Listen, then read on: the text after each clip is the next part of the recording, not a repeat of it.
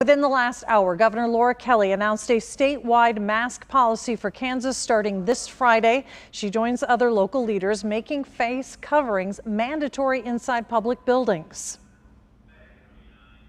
When the pandemic first hit, there was mixed messaging about masks. Now, the evidence could not be clearer. Wearing a mask is not only safe, but it is necessary to avoid another shutdown. Starting tomorrow, the rules go into effect for Wyandotte County. Jackson and Douglas counties will start July 1st and the whole state of Kansas July 3rd. Kansas City made the switch today. KMBC 9's Brian Johnson explains it all.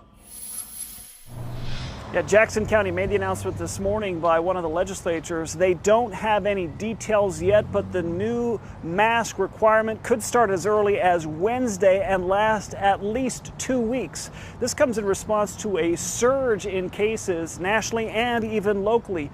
Take a look in Jackson County. There are a reported 1,149 cases, 125 hospitalizations, and 36 deaths. Now, so far, out of 1,000 people in Jackson County, only 3 people have been infected. So there are a lot of vulnerable people out there, and they've seen that increase in cases nationally and locally. And they're concerned about that spike. They want to bring the case numbers down and be able to keep businesses open. And this is a way to kind of make a stopgap so people can remain healthy.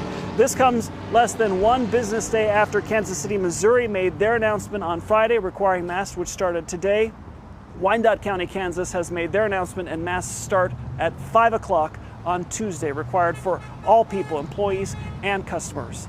In Blue Springs, Brian Johnson, KMBC 9 News. Truman Medical Center is teaming up with the Negro Leagues Baseball Museum and the American Jazz Museum to stop the spread of COVID. Truman is donating 1,000 masks to the museums in the 18th and Vine District tomorrow starting at noon.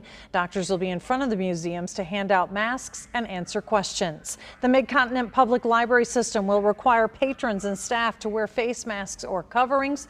The move comes after the Boardwalk branch was closed last week because of a potential exposure after a customer tested positive. Throughout the whole library system, services are limited to the use of public computers, in-branch Wi-Fi, copiers, fax machines, and printers. Visits cannot last longer than 90 minutes. In our area, the number of cases continues to spike. Kansas is reporting 905 new cases since Friday. Missouri is reporting 468 new cases since Sunday. Kansas is reporting more than 9% of coronavirus tests are coming back positive right now. That rate has more than doubled in the past 2 weeks. In Missouri, 5.6% of tests are coming back positive. The state of Kansas isn't officially listing the number of people that have recovered from COVID-19, but local health departments across the state are keeping track. Right now, there have been more than 8,700 people that have recovered.